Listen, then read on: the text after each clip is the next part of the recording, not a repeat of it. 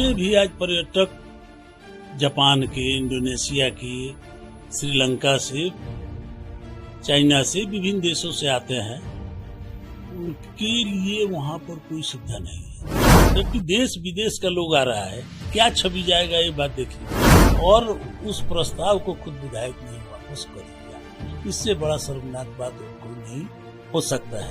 हमरे जैसा स्वाभिमानी लोग रहता तो इस्तीफा कर देते। शौचालय का भी इंतजाम नहीं है। 10 रुपए पर व्यक्ति होटल पर देता है, लो तो 1 गिलास पानी पीता है और शौचालय जाता है। चंपारण से इनको कितना घृणा है, इसी से हिसाब मिला लीजिए कि आज उस स्थान को जो एक ऐतिहासिक धरोहर है और बौद्ध सर्किट का रोड केंद्र से पास है, लेकिन न रोड बन रहा है, न केसरिया का विकास हो रहा है, न बौद्ध स्तूप का विकास हो रहा है। सभी को हम धन्यवाद देते हैं कि इसको लेकर आगे बढ़े और हम खुद इसमें आगे बढ़ेंगे, उन लोगों का सहयोग करेंगे। एक जिला छोड़कर जितना ANM का बहाली है, जितना किरानी चपरासी का बहाली है, नैका सिपाही का बहाली है, दरोगा का बहाली है, 90% से पूछिएगा कि कहाँ घर है तो एक जिले का नाम बताएगा।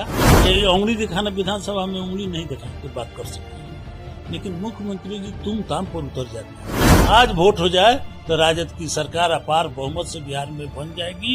इनका 43 आए, अभी 13 पर भी टिकेंगे कि नहीं। तो उनका पार्टनर कह रहा है कि 10-20 वर्षों तक कोई वैकेंसी नहीं है। उसी का जवाब वो पहले देना दे। जिसके साथ जाएंगे उसका भट्टा पहुंच जाएगा। और जब इच्छा शक्ति आप में नहीं है तो कोई काम में सफलता नहीं मिलेगी।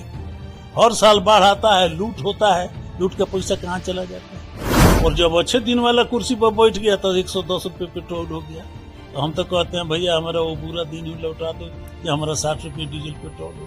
अरे कहाँ सुशासन है। 1 किलोमीटर के उनके आवास के 1 किलोमीटर के अगल बगल में हत्या हो जाता है, हवाई अड्डा पर हत्या हो जाता है, बगल में पुनाई चौक में हत्या हो जाता है जो आधा किलोमीटर पर है। चारों तरफ हत्या लूट मार मचा हुआ है। सुशासन इसी को अगर कहते हैं तो कुशासन किसको कहेंगे। नमस्कार, स्वागत है आपका QBS इंडिया न्यूज में। हमारे साथ मौजूद है केसरिया विधानसभा से पूर्व विधायक और फिलहाल वर्तमान समय में राष्ट्रीय जनता दल नए राष्ट्रीय जनता दल में ज्वाइन किया है और अध्यक्ष भी बने हैं, उपाध्यक्ष बने हैं राष्ट्रीय जनता दल के।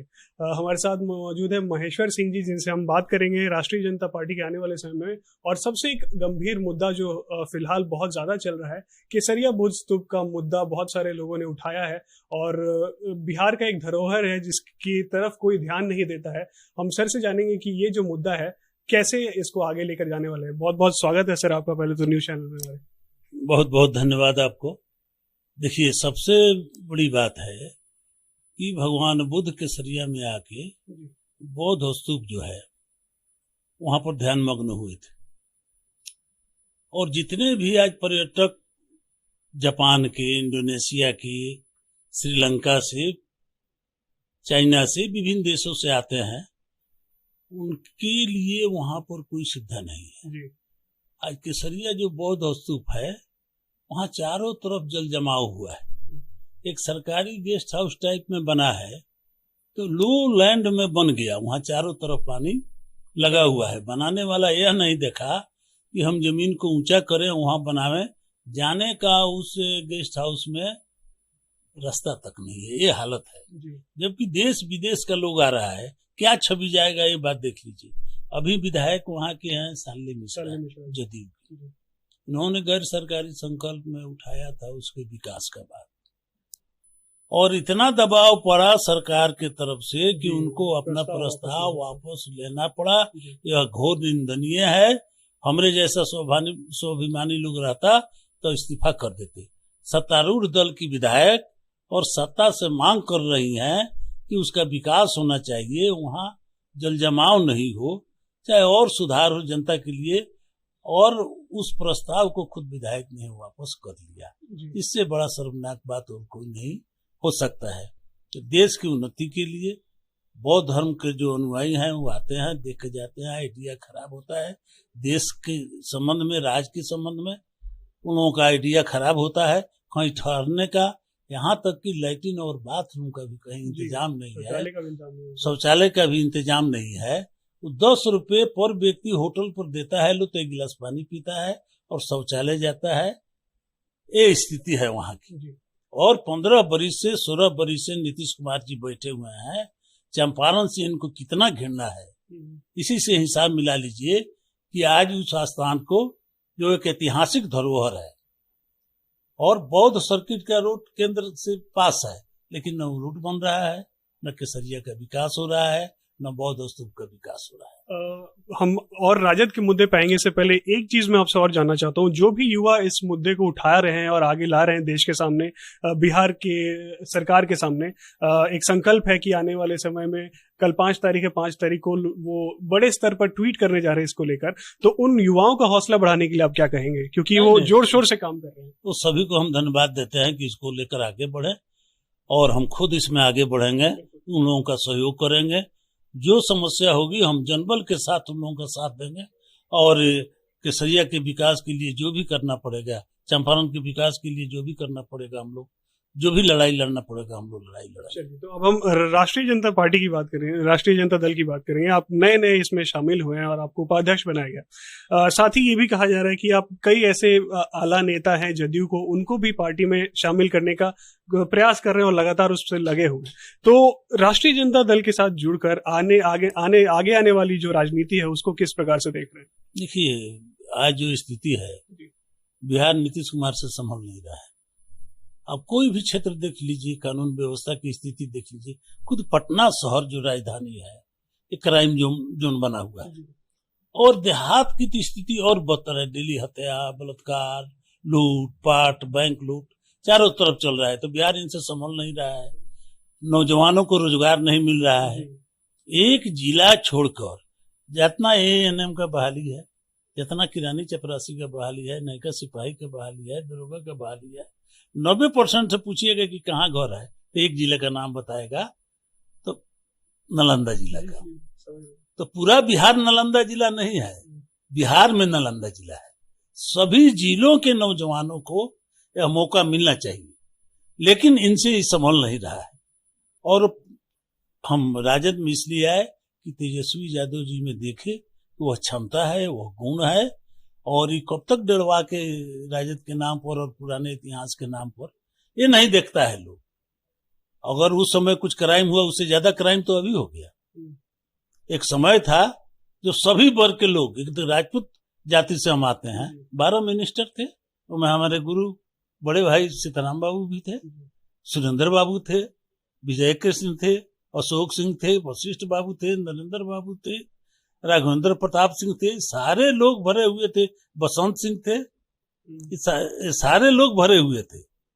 और आज कई गो है? आज तो 5 गो टिकट नहीं मिला, मात्र 2 ठो है।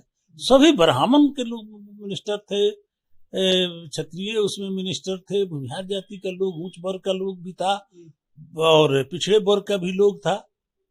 सबको मान सम्मान मिलता था। तो किसी को मान सम्मान नहीं है, किसी को प्रतिष्ठा नहीं है। ललन बाबू को चारों खाने चित कर दिया। मंत्री बनने वाले थे ललन जी। सर पांडे जी को 6 महीना पहले रिजाइन करा के टिकट का वादा करके अब उनको धोखा सत्संग कर रहे हैं, सत्संग कर रहे हैं। देख लीजिए ये हालत है। तो इसलिए बिहार इनसे संभल नहीं रहा है। वो पोटेशियम आपको जो तेजस्वी यादव जी है वो दिखाई देता है धैर्य के साथ। देखते हैं विधानसभा में मैंने पागल की तरह व्यवहार हो जाता है। उंगली दिखाना, विधानसभा में उंगली नहीं दिखा के बात कर सकते हैं, लेकिन मुख्यमंत्री जी तुम ताम पर उतर जाते हैं। लेकिन तेजस्वी जी में कहीं भी उत्तेजना नाम की चीज नहीं है। शालीनता से हर एक बात रखना, शालीनता से लोगों से मिलना। और आज वोट हो जाए तो मैं आपसे कह देता हूं, आज वोट हो जाए तो राजद की सरकार अपार बहुमत से बिहार में बन जाएगी।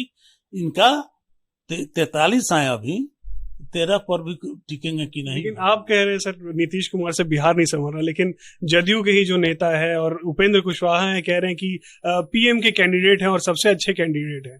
तो वहीं तो उनका पार्टनर कह रहा है कि 10-20 वर्षों तक कोई वैकेंसी नहीं है। उसी का जवाब वो पहले देना दे, पहले अपने में सलट ले, तब वो हम लोग उसका जवाब देंगे।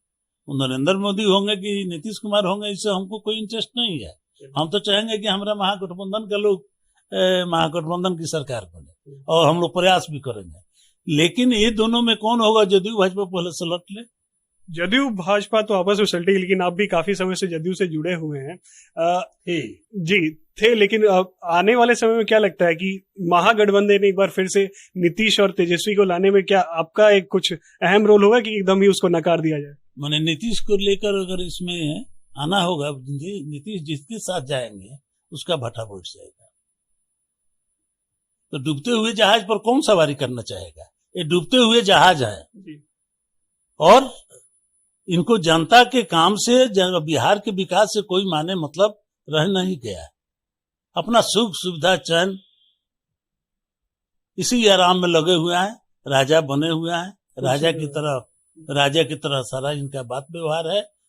कार्यकर्ताओं से भी कोई मतलब नहीं है। सब लोग आज तक रोड पर टहल रहा है, कहीं किसी को कुछ प्राप्त नहीं हुआ, एक विसूत्री का मेंबर तक नहीं बना।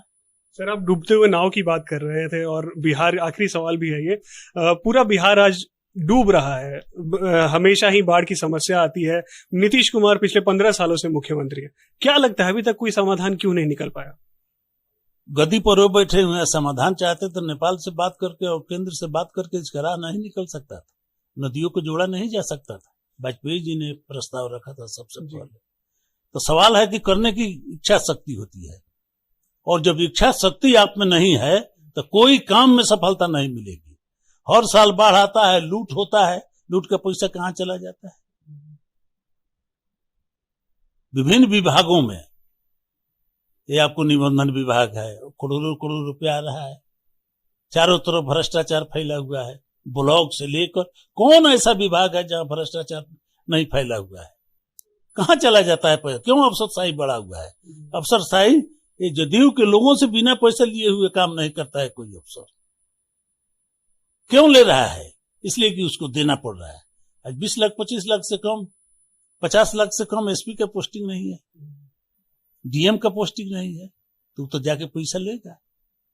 और जब हेडे बॉस पैसा अपना सलट लेगा तो कार्यकर्ताओं का मान मर्यादा प्रतिष्ठा कहां से रहेगा? वो प्रतिष्ठा और मान सम्मान वाली पार्टी जदयू नहीं रह गई है, वो पूंजीपतियों की पार्टी रह गई है। किसान आज परेशान है, किसानों को कोई देखने वाला नहीं है। खाद का दाम बढ़ गया, डीजल का दाम बढ़ गया। लोग कह रहा था कि अच्छे दिन आएंगे, अच्छे दिन आएंगे, तो 60 रुपये उस समय डीजल था, पेट्रोल था। और जब अच्छे दिन वाला कुर्सी पर बैठ गया तो 110 रुपये पेट्रोल हो गया। तो हम तो कहते हैं भैया हमारा वो बुरा दिन ही लौटा दो जो हमारा 60 रुपये डीजल पेट्रोल हो जाए। सारे फैक्ट्री के सामान का दाम बढ़ गया, किसानों के उत्पादन का दाम छोड़कर। व्यापारी हताशा, नौजवानों को रोजगार नहीं मिल रहा है। आप कर क्या रहे हैं बिहार में? सुशासन की सरकार। अरे कहां सुशासन है? 1 किलोमीटर के उनके आवास के 1 किलोमीटर के अगल बगल में हत्या हो जाता है, हवाई अड्डा पर हत्या हो जाता है, बगल में पुनाई चौक में हत्या हो जाता है जो आधा किलोमीटर पर है। चारों तरफ हत्या लूट मार मचा हुआ है। सुशासन इसी को अगर कहते हैं तो कुशासन किसको कहेंगे? ये भ्रष्टाचारियों की सरकार है, पूंजीपतियों की सरकार है, और बड़े बड़े जो उद्योगपति हैं उनके बस में नीतीश कुमार जी चले गए हैं, भाजपा की गोद में, आरएसएस की गोद में खेल रहे हैं। इससे बिहार का कल्याण होने वाला नहीं। चलिए, तो हमारे साथ है महेश्वर सिंह जी, जो कि पूर्व विधायक है केसरिया विधानसभा से, और इन्होंने बहुत ही मजबूती से अपने सारे मुद्दे रखे, और खास तौर पर केसरिया का जो बुद्ध स्तूप का मामला है वो उनको, युवाओं को इन्होंने प्रेरित किया, और इस नेक काम के लिए उनको आशीर्वाद भी दिया। हमारे साथ बने रहिए हमारे चैनल के साथ, हम इसको आपको और भी ऐसे सारे लोगों से मिलाते रहेंगे और भी ऐसे इंटरव्यूज आपके लिए लाते रहेंगे। बहुत बहुत शुक्रिया हमारे साथ बने रहने का।